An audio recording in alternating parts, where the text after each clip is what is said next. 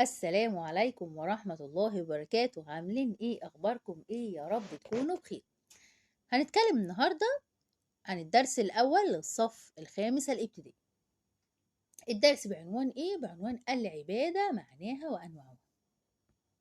معنى العبادة وانواع العبادة واهمية العبادة. اول حاجة هنتكلم عن ايه؟ العبادة معناها وانواعها. معنى العبادة يا ميس احنا عارفين العبادة يعني احنا بنعبد ربنا. يعني ايه؟ يعني احنا بنطيع ربنا، بنسمع كلام ربنا في كل حاجة. كل حاجة ايه؟ كل حاجة بيحبها ويرضاها. طب من ايه ومن ايه؟ من قول وفعل في الظاهر. يعني ايه؟ يعني يا ميس اللي بنقوله زي ايه؟ زي مثلا ما بنقول الصدق. لما احنا بنقول الصدق يبقى احنا كده بنعبد ربنا، ما بنكذبش. وبنفعل الخير، بنعمل اي حاجة خير. بنعمل ايه كده؟ يبقى احنا كده بنعبد ربنا. طب وفي الباطن يعني من جوانا زي ايه؟ كحفظ القلب من السيئات. يعني انا بحفظ قلبي من اي حاجة وحشة. بحاول ان انا اعمل ايه؟ ان انا ما اعملش اي حاجة غلط، وابعد قلبي عن اي حاجة وحشة تكون جواها. طيب العبادة بتشمل حركة الحياة كلها؟ ها؟ يا ميس طبعا. العبادة تشمل حركة الحياة كلها. يعني ايه؟ يعني بتشمل كل حاجة في حياتنا، كل حاجة، تشمل كل حاجة. ربنا قال ايه؟ قال بسم الله الرحمن الرحيم: قل إن صلاتي ونسكي ومحياي ومماتي لله رب العالمين. ربنا قال لنا حاجتين. قال لنا ان العبادة خير ليكوا في الدنيا. يعني ايه يا ميس؟ يعني لما نعبد ربنا في الدنيا هتبقى خير ليا العبادة. ليه؟ عشان هي بتنظم حياتنا. العبادة بتنظم حياتنا، بتخلي حياتنا افضل وتخليها منظمة. غير واحد ما بيعبدش ربنا، ما بيعملش الايه العبادة المفروضة عليه، بتبقى حياته ايه؟ مش منظمة ومش مرتاح في حياته. لكن اللي بيعبد ربنا بيعمل ايه؟ بيكون مرتاح في حياته، حياته منظمة. طيب خير لينا في الدنيا بس؟ انا سامعة في حد بيقول لا يا ميس طبعا وخير لينا في الآخرة. برافو عليكم. طب خير لينا في الآخرة ازاي؟ لو احنا عبدنا ربنا هنعمل ايه؟ هندخل الجنة. هنكون مبسوطين بالجنة ولا لا؟ طبعا هنكون مبسوطين جدا وهنكون راضيين جدا. يبقى العبادة خير لينا في ايه وايه؟ العبادة خير لينا في الدنيا وخير لينا في الآخرة. خير لينا في الدنيا يا ميس لأنها بتنظم حياتنا، وخير لينا في الآخرة يا ميس لأننا هندخل الجنة لما نطيع ربنا في الدنيا. يعني هي بتحقق لنا السعادة في الدنيا والآخرة كمان. طبعا. يبقى عشان نحصل على السعادة في الدنيا والآخرة نعمل ايه؟ نعبد ربنا يا ميس. نعبد ربنا. تمام كده؟ طيب احنا دلوقتي اتكلمنا عن معنى العبادة. هنتكلم عن لماذا خلقنا الله تعالى. ربنا خلقنا ليه؟ تفكروا كده، ربنا خلقنا ليه؟ طيب ربنا بيقول ايه؟ ربنا خلق الإنسان علشان يعرفه ونعبده. تمام كده؟ ربنا قال ايه؟ بسم الله الرحمن الرحيم: وما خلقت الجن والإنس إلا ليعبدون. يعني ربنا خلقنا ليه؟ خلقنا عشان نعبده يا ميس ونعرفه. يبقى لقد خلقنا الله تعالى لنعرفه هو ايه ونعبده. عشان نعبد ربنا ونعرفه. تمام؟ وده موجود في الآية الايه اللي قلناها دلوقتي. طيب عرفنا يا ميس معنى العبادة، ان احنا بنطيع ربنا وبنعمل كل شيء ربنا بيحبه ويرضاه. زي ايه؟ كقول الصدق وفعل الخير. بنقول الصدق ونفعل الخير. والباطن بنحفظ قلبنا من السيئات. يبقى بنحفظ ايه؟ كحفظ القلب من السيئات. طيب العبادة بتشمل حركة الحياة كلها. يا ميس تمام. وعرفنا ان العبادة خير لنا في الدنيا والآخرة، وان هي بتعمل ايه؟ بتنظم حياتنا في الدنيا، وخير لينا في الآخرة ان احنا بندخل الايه؟ الجنة. وعرفنا ان ربنا خلقنا ليه؟ ربنا خلقنا علشان نعبده، نعرفه ونعبده. تمام؟ طيب عايزين نعرف انواع العبادة. طيب ايه هي انواع العبادة؟ انواع العبادة، العبادة بتنظم 4 علاقات أساسية. بتنظم قد إيه؟ 4 علاقات أساسية. إيه هم؟ أول حاجة علاقتنا بمين؟ بربنا. تاني حاجة علاقتنا بأنفسنا. تالت حاجة علاقتنا بالناس. ورابع حاجة علاقتنا بالكون. تاني، يبقى أول حاجة علاقتنا بإيه؟ أول حاجة علاقتنا بمين؟ بالله. طيب تاني حاجة علاقتنا بمين؟ بأنفسنا. تالت حاجة علاقتنا بالناس. ورابع حاجة علاقتنا بإيه؟ علاقتنا بالكون. إيه؟ من إيه؟ من حولنا. طيب عايزين نعرف حاجة عنهم. هنعرف دلوقتي إيه يعني إيه يا ميس علاقتنا بالله؟ يعني إيه العبادة بتنظم علاقتنا بالله؟ ويعني إيه بتنظم علاقتنا بأنفسنا؟ وعلاقتنا بالناس يعني إزاي؟ وبالكون كله إزاي؟ أقول لكم دلوقتي. أول حاجة أول حاجة علاقتنا بالله تعالى. طيب المقصود بها ايه؟ العبادات الخاصة بيننا وبين الله تعالى فقط. يعني علاقتي بربنا بس. علاقتي بيني وبين مين؟ بين ربنا. زي ايه؟ كالصلاة والصوم وغيرهما. يعني الصلاة والصوم وأي شيء ايه بيقربني لربنا، والدعاء أي شيء بيكون ايه؟ بيكون بيني وبين ربنا بس. يعني أنا لما أصلي حد هيستفاد بحاجة؟ هكون قريبة من حد؟ لا طبعا. هي هكون قريبة مين؟ من ربنا طبعا. ولما اصوم مفيش حد هيستفاد طبعا لما انا اصوم، ولا ايه ولا اي حاجة. يبقى لما اصوم تبقى علاقتي بربنا افضل، وهبقى قريب من ربنا اكتر. طيب يعني العبادات دي بتخلينا ايه؟ على صلة بالله. عايزين نعرف بقى لماذا نعبد الله تعالى، واحنا بنعبد ربنا ليه؟ هسألكم سؤال. مين اللي خلقكم؟ ربنا. ومين اللي عطاكم النعم؟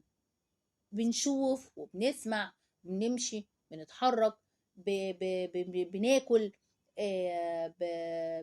لما ننزل الشارع نلاقي الشمس منور لنا الدنيا. بنستفاد بكل شيء ربنا خلقه. بناكل، بنشرب، كل ده مين اللي أنعم علينا بالنعم دي؟ طبعا ربنا يا ميس. ربنا أنعم علينا بنعم كتير جدا. طيب نعبد مين؟ نعبد حد تاني؟ لا يا ميس طبعا ربنا اللي أنعم علينا بالنعم دي، يبقى نعبد ربنا. ربنا أنعم علينا بنعم كتير جدا. ده أنا قلت حاجة بسيطة قوي. كتير جدا، نعم كتير جدا جدا. يبقى احنا نعبد مين؟ نعبد ربنا. يبقى ليه نعبد ربنا؟ ها؟ لأن ربنا هو ايه؟ لوحده بس اللي يستحق ان احنا ايه؟ نعبده. المستحق للايه؟ للعبادة. طيب ليه يا ميس؟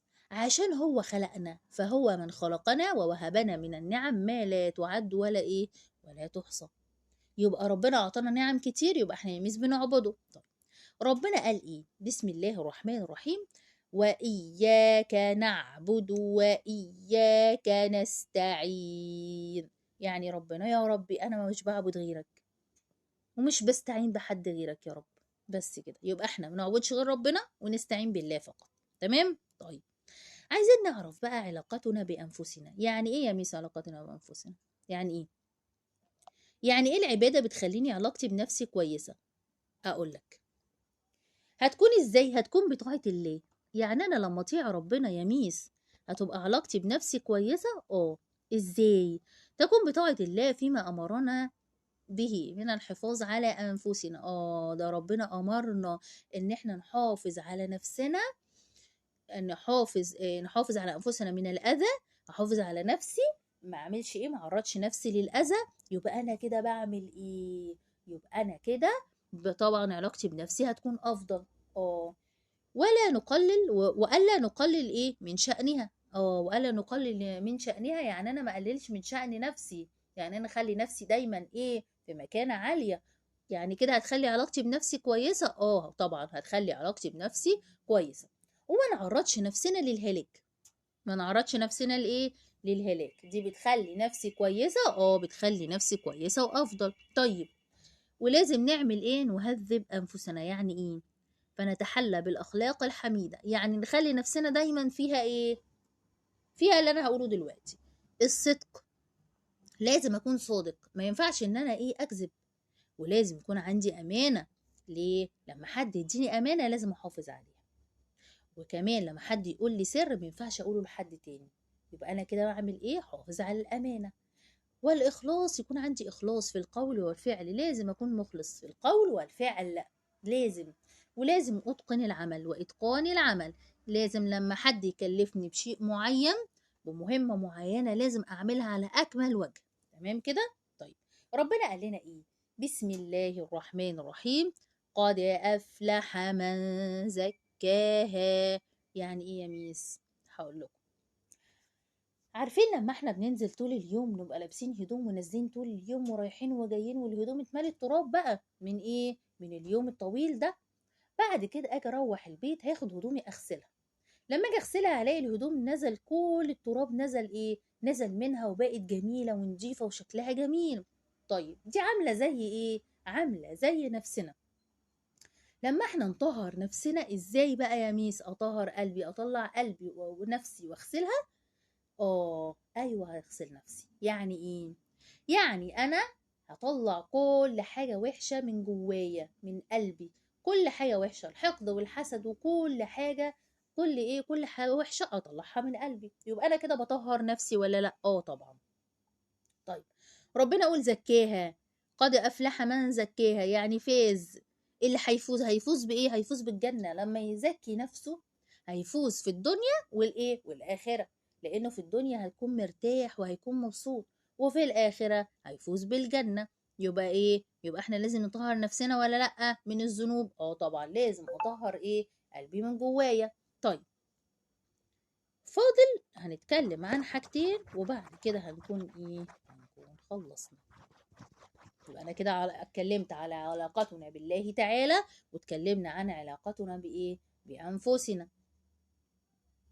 طيب، نتكلم دلوقتي عن علاقتنا بالناس.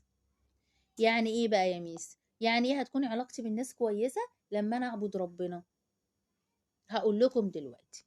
علاقتنا بالناس بتضمن العبادة لنا أن نعيش مع الناس في سلام. بتضمن لنا أن أنا أعيش مع الناس في سلام. ليه؟ لأن العبادة بتنظم العلاقات. العبادة بتنظم علاقتي بالناس. لأن أنا لما أجي أقابل مش هلاقي ناس كل الناس زيي، لا طبعا. هلاقي ناس مختلفة عني. ايه رأيكم؟ هلاقي ناس زيي ولا لا؟ لا يا ميس، أنا عندي صحابي زيي، وعندي في أولاد بتعامل معاها، او زمايلي بتعامل معاهم ومختلفين، ما بيبقوش زيي، مختلفين ايه؟ مختلفين عني. طيب، يعني احنا هنقابل اناسا شتى في حياتنا. منهم ايه؟ من هم مثلنا، يعني اللي زينا، وفيها يبقوا مختلفين عننا. ربنا بقى وضع علينا حدود. ربنا حط لنا حدود في التعامل، حدود التعامل بيننا وبين البشر عامة.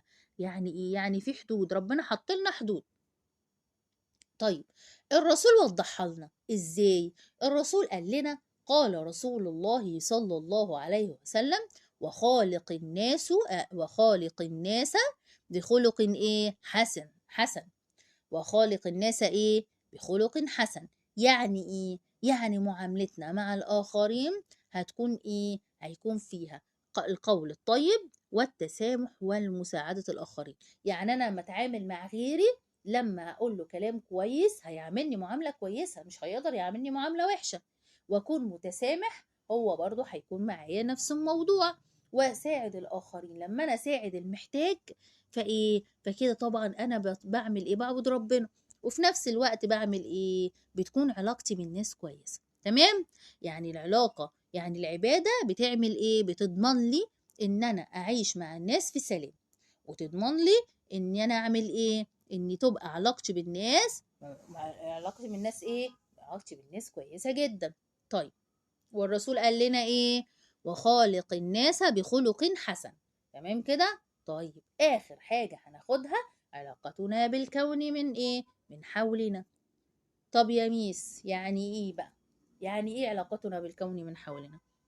يعني ايه لما نعبد ربنا ازاي يعني؟ مش فاهم. هقول لكم. قلنا تنظم العبادة علاقتنا بإيه؟ علاقتنا بالكون. زي إيه؟ زي إن إحنا نحافظ عليه. نحافظ على إيه؟ على الكون طبعا. نحافظ عليه إزاي؟ ما نرميش حاجة في الأرض. نحافظ عليه ما نلوثش البحر ولا النهر. نحافظ عليه إن إحنا نعمل إيه؟ إن إحنا ما نقطفش الورد.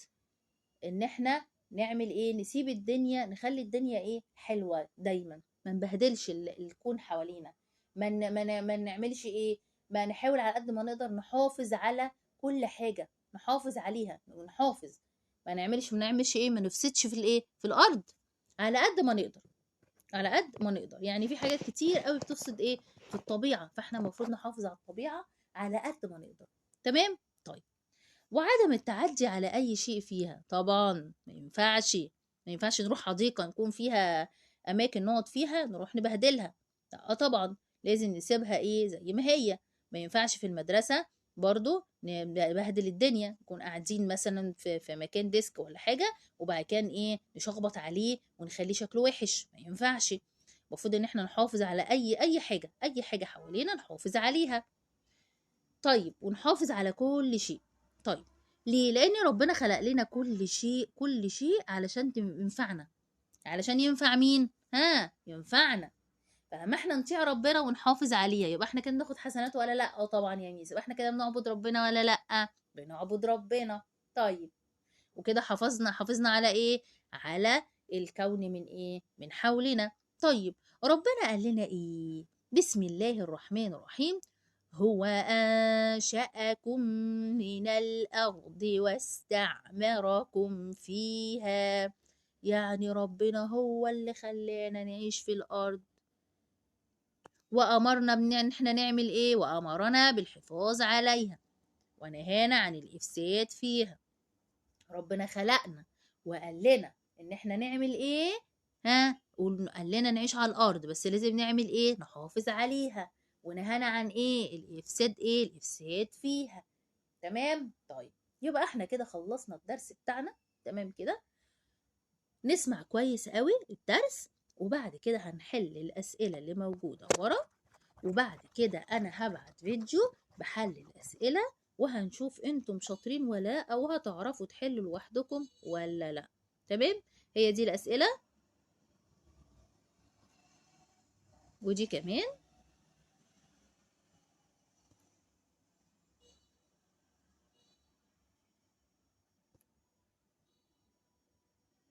تمام. طيب. كده عايزاكم انا تحلوا الاسئله دي، وان شاء الله باذن الله هنزل فيديو لوحده لحل الفيديو هيكون عن حل الاسئله دي. تمام. وعايزه اعرف انتوا فهمتوا ولا لا. نتقابل ان شاء الله باذن الله الدرس القادم. والسلام عليكم ورحمه الله وبركاته.